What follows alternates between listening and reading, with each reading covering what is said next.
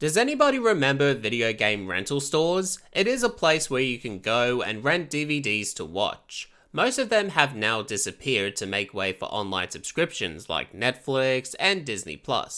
In Australia, we had R.U.S.E, and the cool thing about them is you can rent video games as well. And that was something I've been doing for quite a while as a kid, and one of those games I remember renting was R.U.S.E. In fact, I've been renting this game for ages when R.U.S.E was around, so there has to be a reason why I kept returning to this game back in the day, right? Well, let's waste no time and check out some R.U.S.E. Before we start, however, I do want to take this time to thank the sponsor for this video, and that sponsor is you. Thank you for being awesome. The setting of this game takes place in 1944 during World War II. I haven't studied much about that era unfortunately, so I am unsure if some of the events in the campaign are true or fictional. If anyone has the answers to that question, then please let me know, cause I'm pretty interested in finding out. Also, this game has a campaign mode. The game follows the main protagonist named Joe Sheridan as he climbs up the ranks and takes charge of the 1st Armoured Division.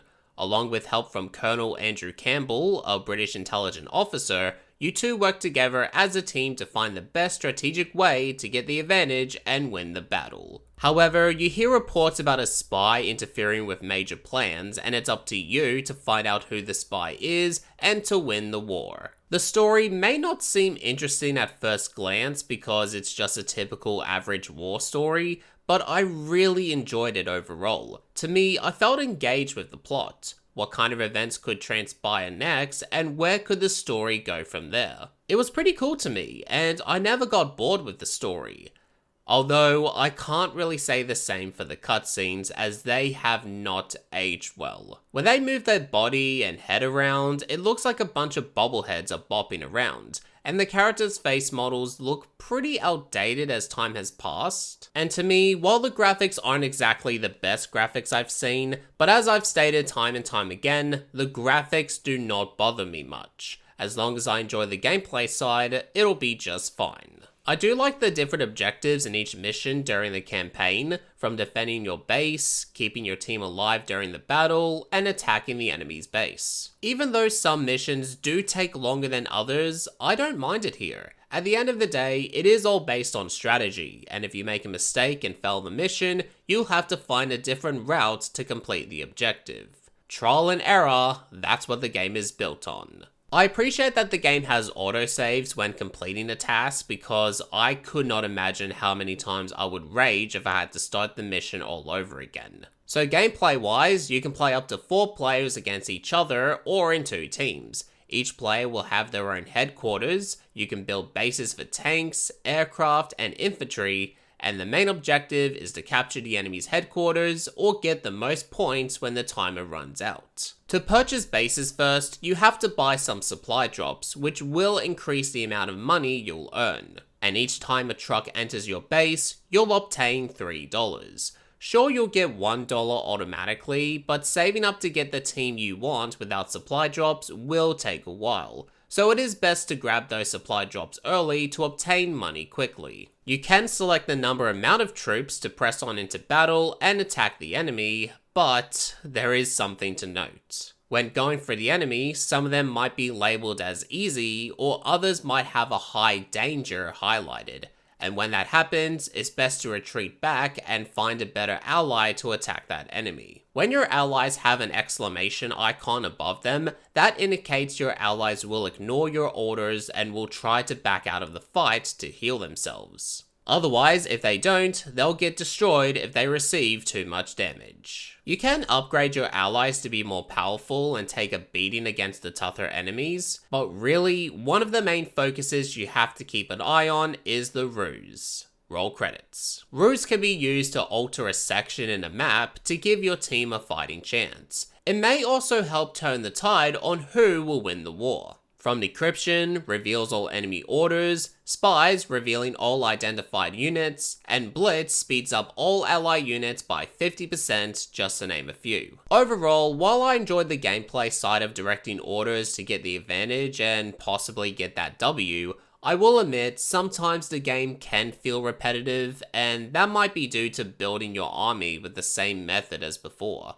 But I suppose it depends on the mindset from one person to another. Also, I am playing this game on the PlayStation 3, and one of the downside is there's a limitation to how many allies you can train, compared to the PC version where there's zero limitation and you can have as many units as you desire. But I guess if there's one thing I can appreciate when it comes to attention to detail, it is the fact that the gameplay takes place on a tabletop. When you zoom out, you see the actual tabletop in a random location, and you also see every unit covered in a circle, almost resembling a poker chip. But when you zoom in, the tabletop disappears and it now turns into an environment where you can see everything. From the sky, clouds, tanks rolling, planes flying, and people running, it's a nice little detail that really packs a punch to the entire experience. I don't mind the soundtrack in R.U.S E. To me, it's not really the most memorable music in all video gaming, but when hearing it when attacking the enemies, it does elevate that experience to the next level. So I say the music does complement the gameplay nicely. Outside of campaign and local multiplayer, you can play online, and from what I've learned, there are still some very loyal gamers who come back to the online competition of R.U.S E, so it is nice to see this game is not forgotten. You also have operations where you try to win a battle while completing as many objectives as possible, and you can check out R.U.S.Opedia where you can look at all the tanks and operators from each country and learn a bit about them. I do have a love-hate relationship with this game back in the day. On the one hand, I adored this game because it was completely different from what I usually played, but I welcomed it with open arms and gave it a fair shot. On the other hand, I did remember having some rage quit moments based on failing a mission and having to redo the objective time and time again. But regardless, I still came back to this game because I wanted to get better at it. So I think overall, while the entire game as a whole may not be my cup of tea for long playthroughs, I had fun with R.U.S E, and that's the most important part of the gaming experience. I recommend trying this game out if you are interested, but I reckon the PC version is the definitive way to experience R.U.S E fully. Although sadly, there is one catch within R.U.S E when it comes to PC, and that's the fact that it is no longer available to purchase on Steam. Ubisoft dismissed R.U.S E in 2015, removing it from Steam and deleting the website due to some licensing issues, and that's a shame if I'm being honest. Maybe one day this game will resurface in modern gaming, and many video gamers who haven't tried it out before may give it a chance. The only worrying part about the whole situation is that around 50 years time, R.U.S E will be completely forgotten, almost like being buried in a time capsule. So I guess we'll just have to find out if R.U.S E will ever get that chance to come back to Steam and get that proper good longevity that it deserves. But anyway, that's going to wrap up this video. I thank you all so much for watching, and if you enjoyed this video, then make sure to leave a like, share the video, and subscribe to the channel if you are new. And as always, my name is Justin Hurst, telling you to keep calm and keep playing video games.